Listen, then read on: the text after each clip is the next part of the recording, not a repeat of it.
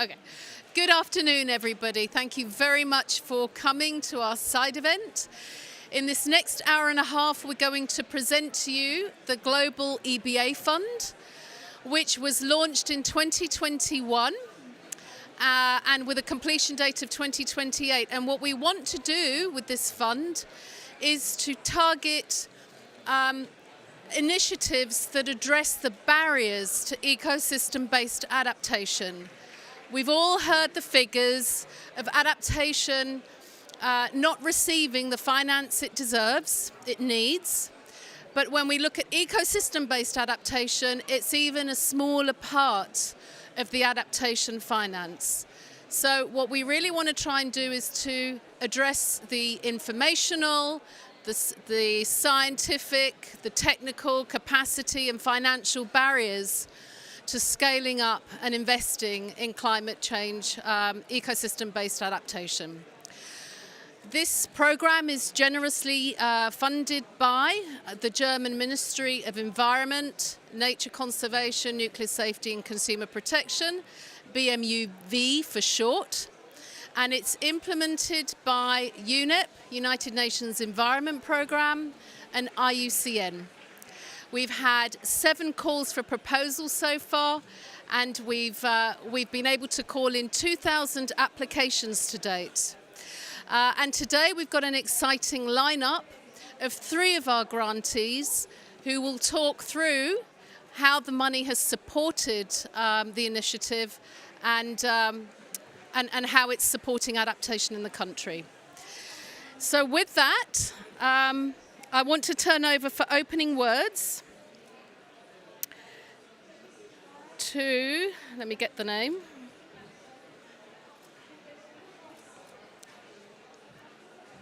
to Mr.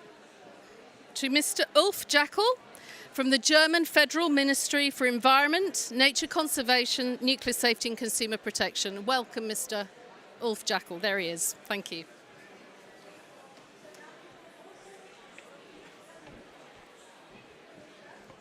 Yeah, thank you for the very warm welcome, Jessica, and it's a great pleasure to do some of the opening here. Ecosystem-based adaptation is also an approach we are supporting for many years now with the fund here, but also beyond that. You all know it's a win-win option when it comes to combating climate change, thanks to its comprehensive approach and sustainability, scalability, multiple benefits and cost effectiveness. You all know that. And we have also laid it down in our new strategy of our International Climate Initiative. The International Climate Initiative is supporting the fund since the beginning, and we have revised our strategy for this climate initiative. It's now directed at 2030, and one of the 3 priority fields under the adaptation area is ecosystem-based adaptation. And I can tell you, whenever it comes to negotiations, when it comes to wording, when it comes to approaches of adaptation, we are promoting ecosystem-based adaptation. For us, it's the normal solution, the first thought of doing adaptation. In particular, we want to put an emphasis on the spread of successful piloted EbA approaches across sectors here with the fund. We know that even proven remedies are not successful by itself. They need structures, they need entities, they need processes to make them meaningful and, of course, even more successful. And this is where the Global Ecosystem-Based Adaptation Fund, called in short GBAF, comes into play. Our collaboration with the Global EbA Fund is, in our view, a very good example in this regard.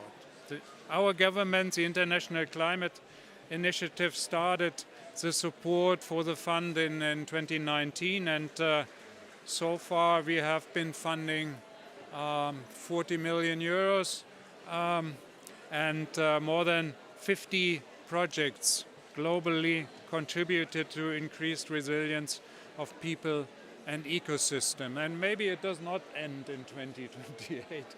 Maybe we are successful in continuing that also, depending, of course, on the availability of funds. For us, the fund is an invaluable and successful enabler of catalytic climate change adaptation through EbA. It helps overcome barriers to upscaling EbA, addresses knowledge gaps, pilots innovative EbA approaches, engages in strategic EbA policy mainstreaming, and also incentivize innovative finance mechanisms and private sector EbA investment. We all know that there's a huge amount of money, financial support needed in the future for adaptation. And we also know that public money will not do that alone. That's for sure. Therefore, it's very important to also get the private sector on board. And this has also been taken into account in some of the, if not all of the projects funded under the GBEF. GBEF has a record of accomplishment of many successes. Each call attracts huge interest. And GBEF has closed now its 7th call for proposals this year. It has also worked on institutional innovations, such as adding thematic tracks or a core indicator framework to better assess, monitor, and document its impacts. And that's also quite important. I mean, if we are trying hard to get more financial support for the fund, but with concrete figures of impact, of success, of course, it makes it easier to get the funds also internally. I don't tell you any secrets by that. As the GBEF addresses specific gaps in policy and technical knowledge and maximizes the impact of nature-based solutions for adaptation on a global scale, it is truly making a difference. And yes, you are working on the fund, are truly making a difference. And so we are very glad to support an instrument that is making a difference. And we can clearly see how it has evolved and expanded. Also hosting the Friends of EbA network. It also generates cross-linkages through cooperation on improving the evidence base for our initiative called ENACT in the field of biodiversity. We are very thankful for the establishment of the strong and long-standing alliance between IUCN and UNEP who are operating the fund. And thank you very much for this very good cooperation, IUCN and UNEP. It's a great pleasure. Last but not least, we are happy to see how the implementation of many GBEF-funded projects helps strengthening, innovating and broadening EbA approaches all over the globe. And we are looking forward to the presenting GBEF grantees here now, showcasing how EbA and how they are making a difference to increase the resilience of people and ecosystems. And with that, thank you very much for your attention, and over to you, Ali.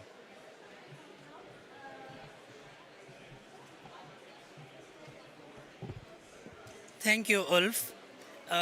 Thank you for championing EbA. As we know, EbA is quite a unique approach, because we all learned after a long history of making mistakes, just targeting climate adaptation in silos in a vacuum and not looking into local ecosystems or gender integrated and other aspects, things have not been working at the optimum level. So that's what EBA approach gives us, social, economic, and ecological, all three approaches going concurrently. That's the key thing. We cannot just have social level of enhancement and adaptation resilience enhancement without looking into local poverty. And then working on local poverty, and then you don't look into local ecosystems and other. So that's where EBA comes in. It is a very well integrated approach, and then we will see now that how the work under this initiative is being done by our three grantees.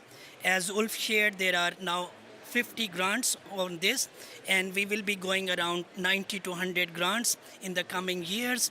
So we look forward working with many of you, because this is somewhere, I have evaluated over 100 projects, so many all over the world. Almost everywhere there's some sort of maladaptation, because we forget one thing, we do ecosystem biodiversity conservation, then we forget local people. When we do local people and forget ecosystems, so it's a vicious cycle which is happening, and we have to break it.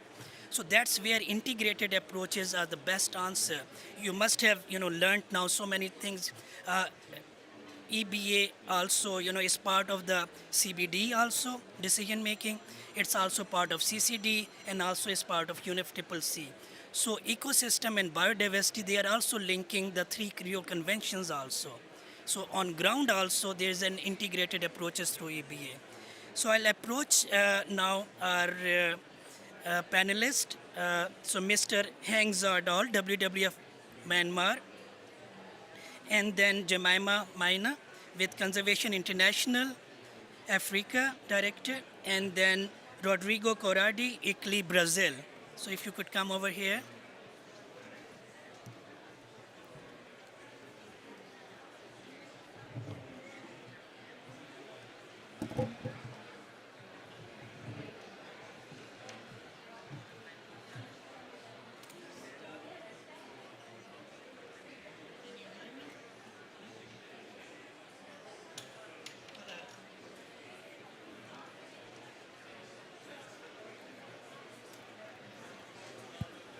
Hello.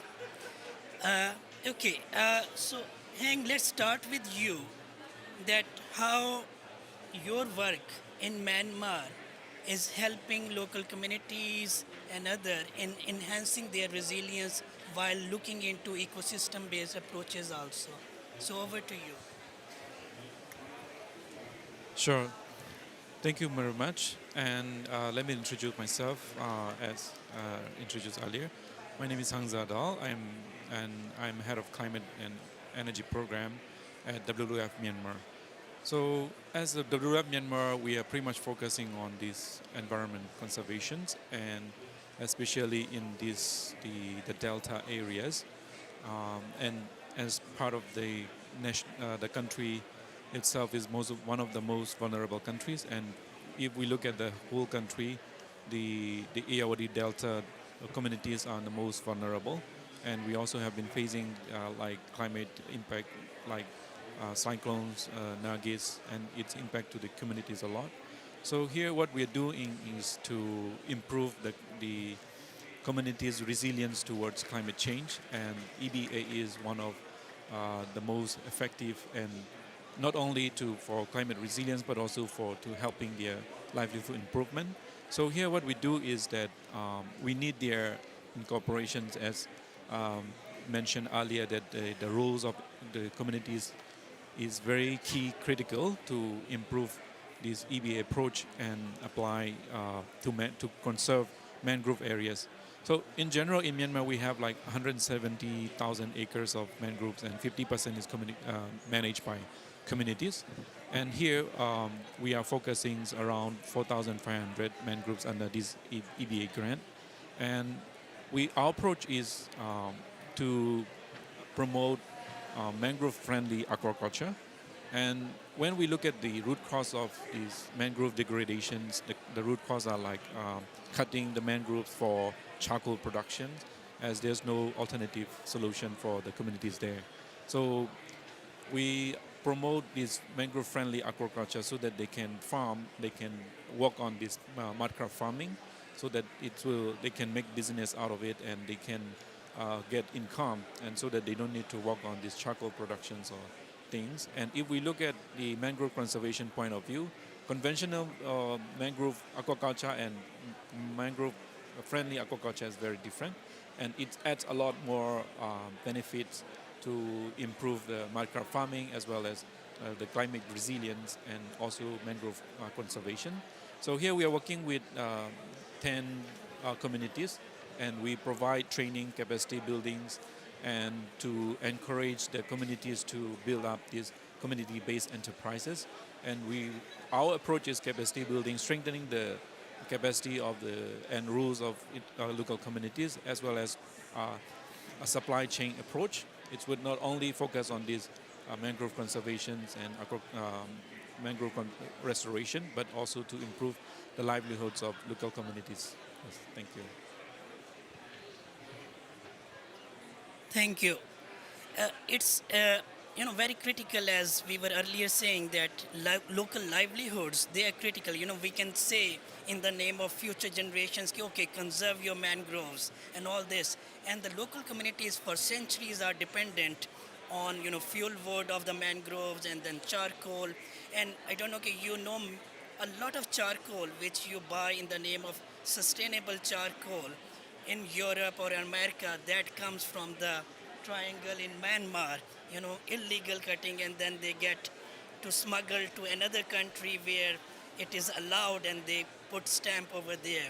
So a lot of, are also responsibility in that. We need to be very careful what the supply chain and all those things are there. So thank you for sharing it. Now let's go to another innovative approach where through EbA, human-wildlife conflict is being addressed at the grassland level. And again, poor communities at times, they do poaching, they do all this, and then resource constraint and other, wildlife, they start coming to those areas, and then human-wildlife conflict starts. So let's see how CI in Africa, they are trying to address that. Thank you so much. My name is Jemimah Maina, and I work at CI as the Africa Climate Change Director.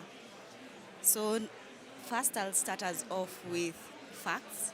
Our project was a research-based project that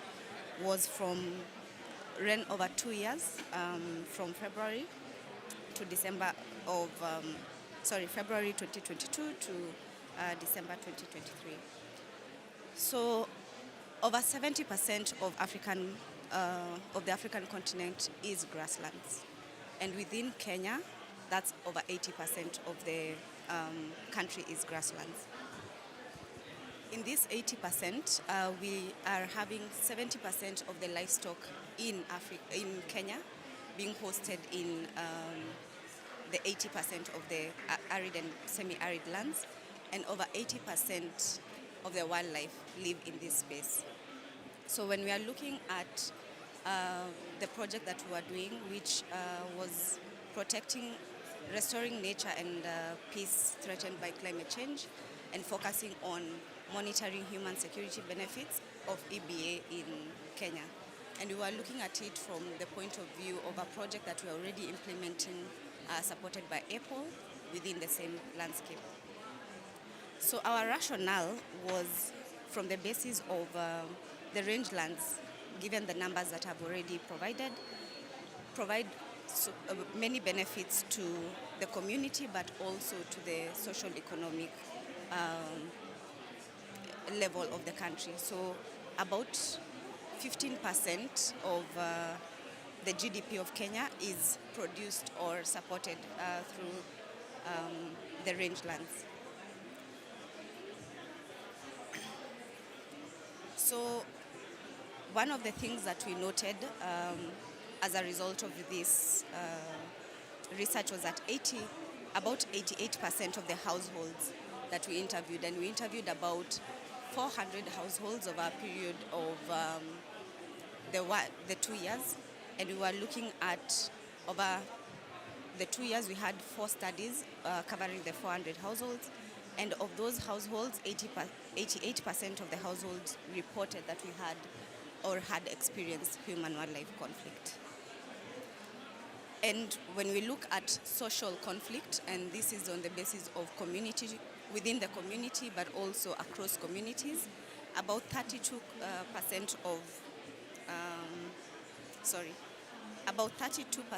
of the households mentioned that they had or had experienced or know someone who had experienced social conflict.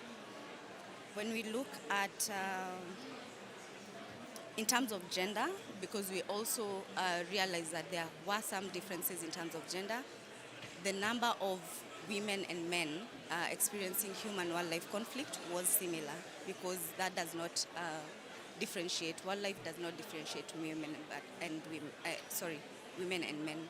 But when we were looking at the social conflict, we realized that there was a difference between the conflict of the people and how they're affected by conflict. So men and women, in terms of women experienced more social conflict or impact of the social conflict.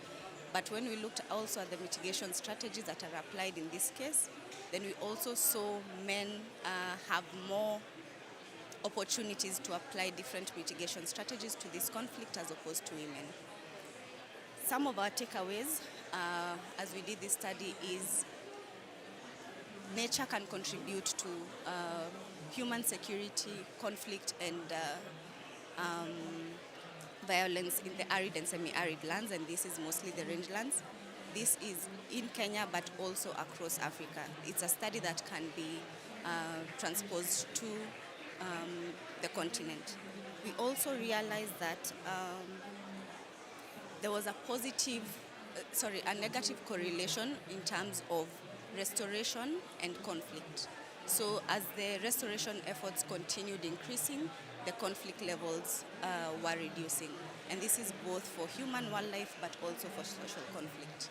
There was also a negative correlation in terms of interventions at household levels. So when we were able to work with communities, both women and men, they were more receptive in terms of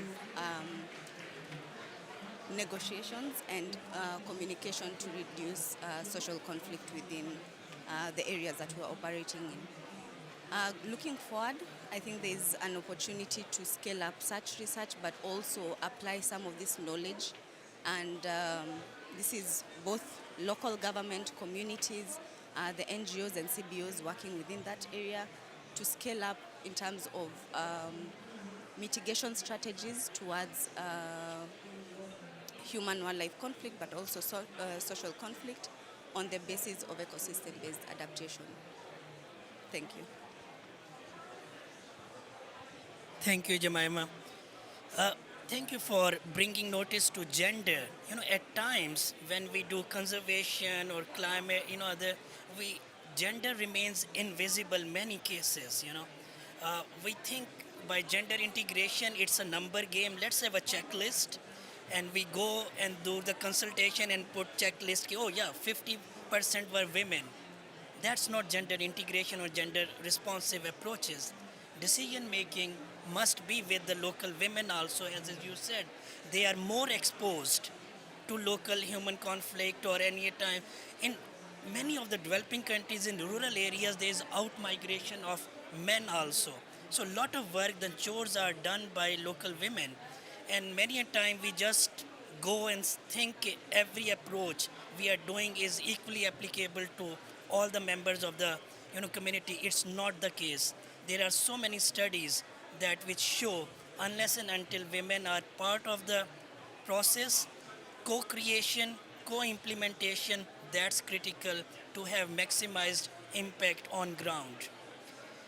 So now from a very local approach, let's go to a policy level. As I said, initially we were so siloed in global policy processes.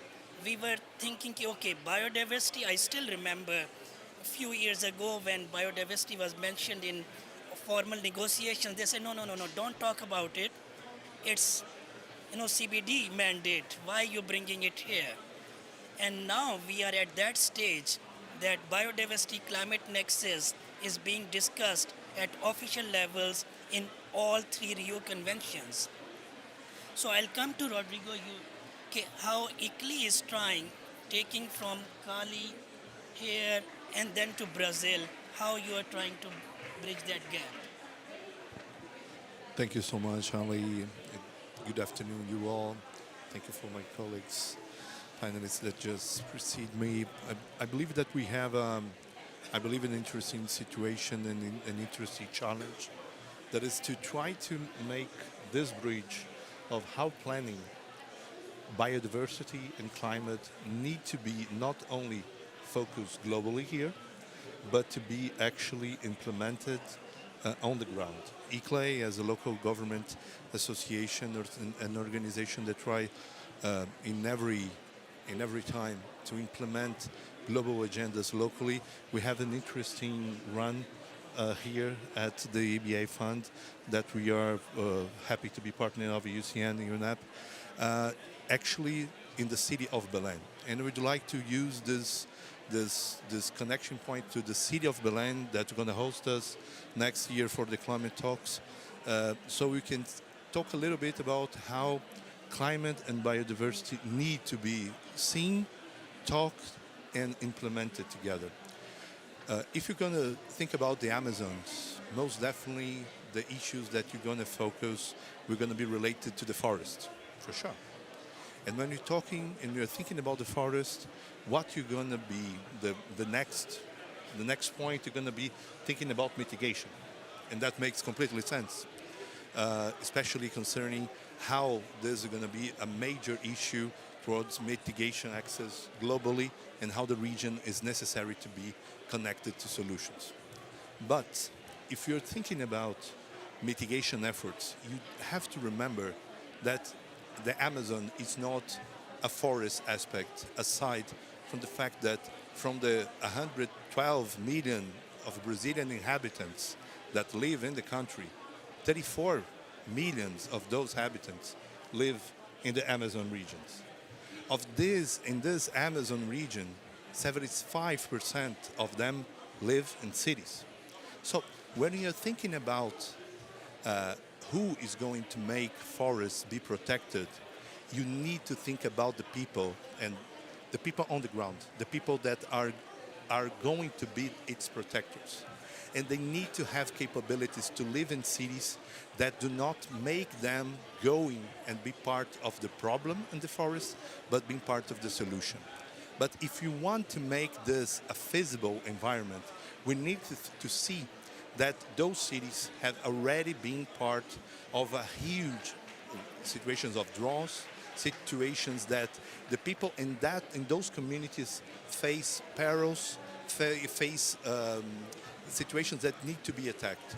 In that moment, it's where we partnered with the EbA Fund, IUCN, UNEP, to try to give support towards Belém, a city that lives in a really dire situation. And I think that would be interesting for the world to see the change that must be understood in metropolitan areas like Belém.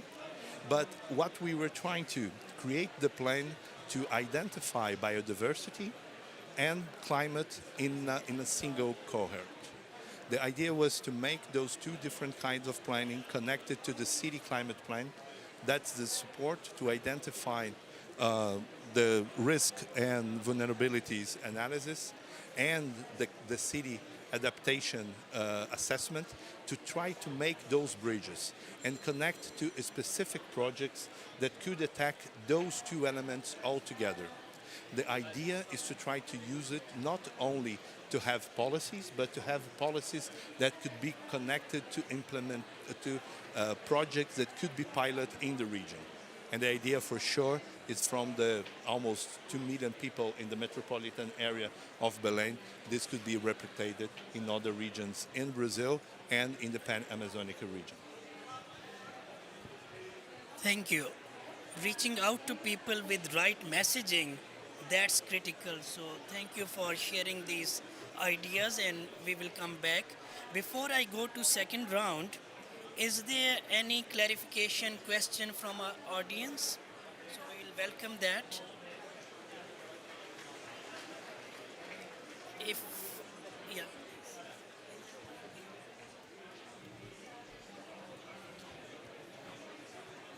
Hello. My name is Nobuyuki Asai from Soka Gakkai International. It's a Buddhist organization. I'm based in Tokyo, Japan. We are sponsoring an institute in Manaus, Amazon. And it was not, how to say, nowadays, education is one of the big pillars of that institute in terms of their activity because, as Rodrigo mentioned, local people are not sufficiently enough of the significance of the Amazon rainforest, and also they sometimes become frustrated if they are criticized by the outside people. So and also not only the climate change but also biodiversity or there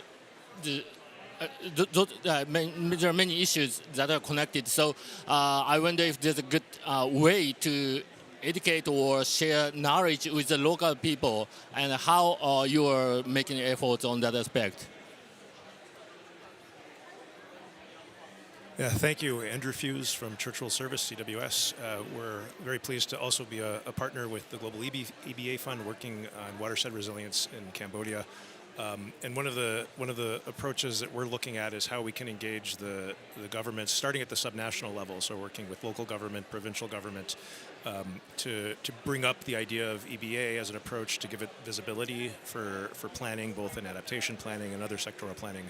So I'm interested to hear from the panelists, and thanks for all of your great work that you're doing. What have been your experiences in engaging with local government, subnational government on these planning processes? Thanks. Let's go first. Your specific question about the approaches.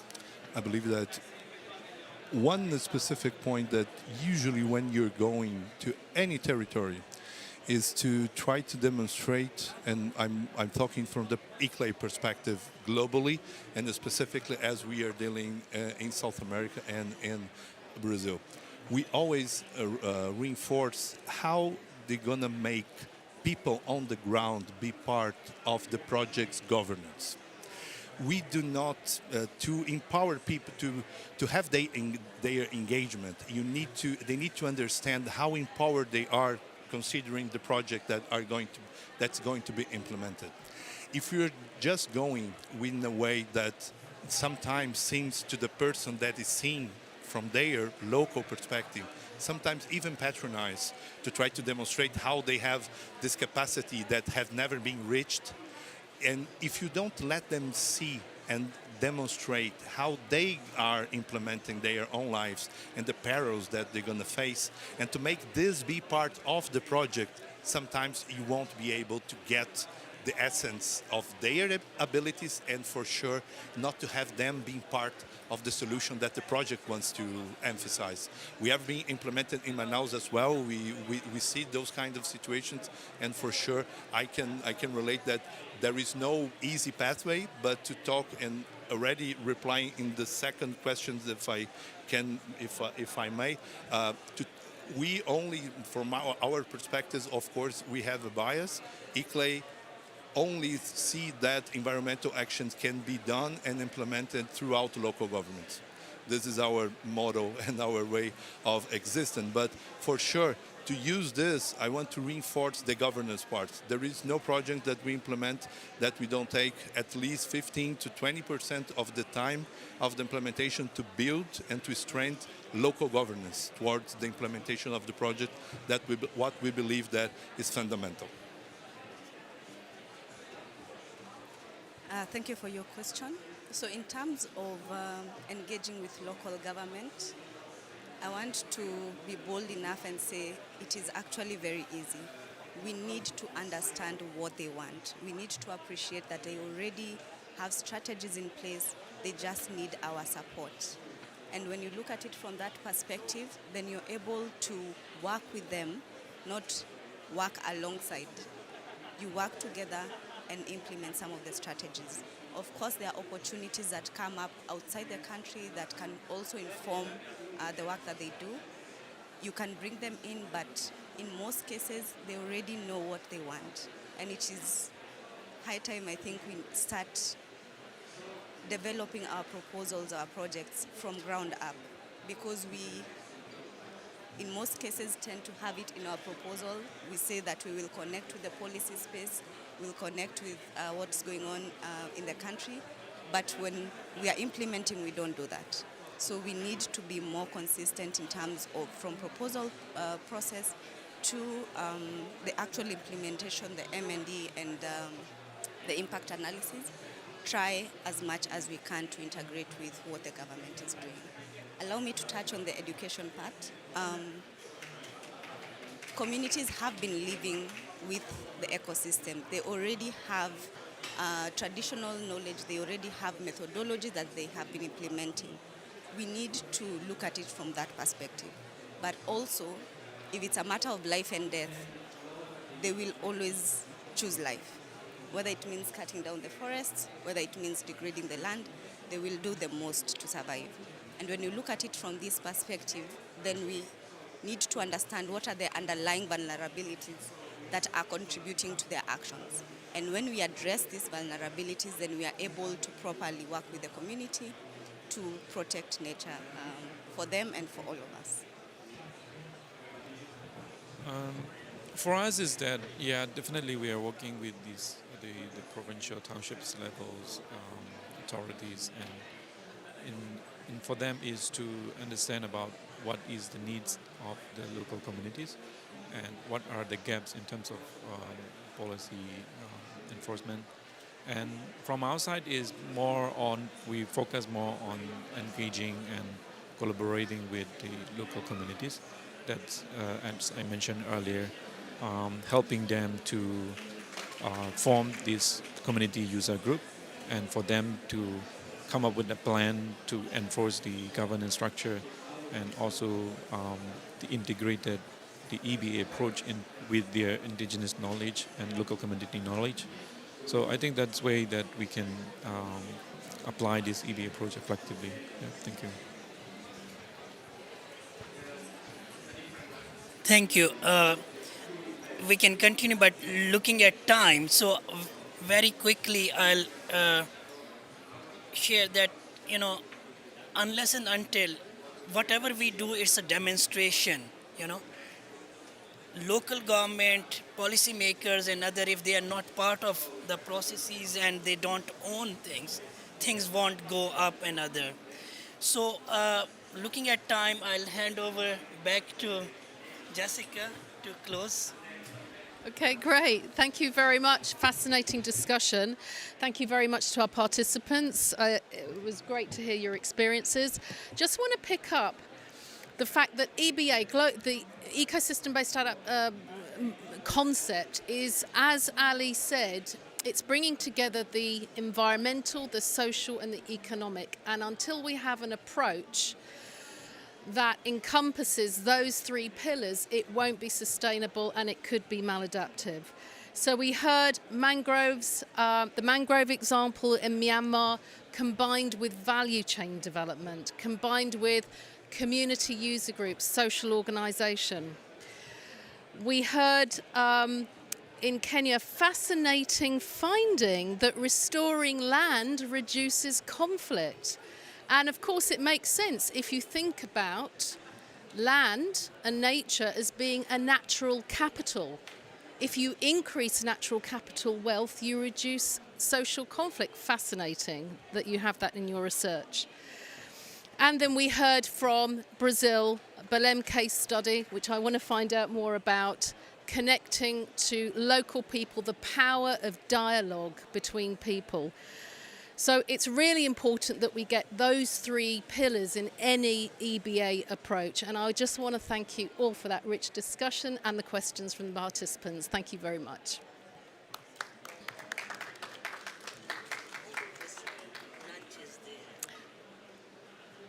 And very important announcement, we have lunch around the corner.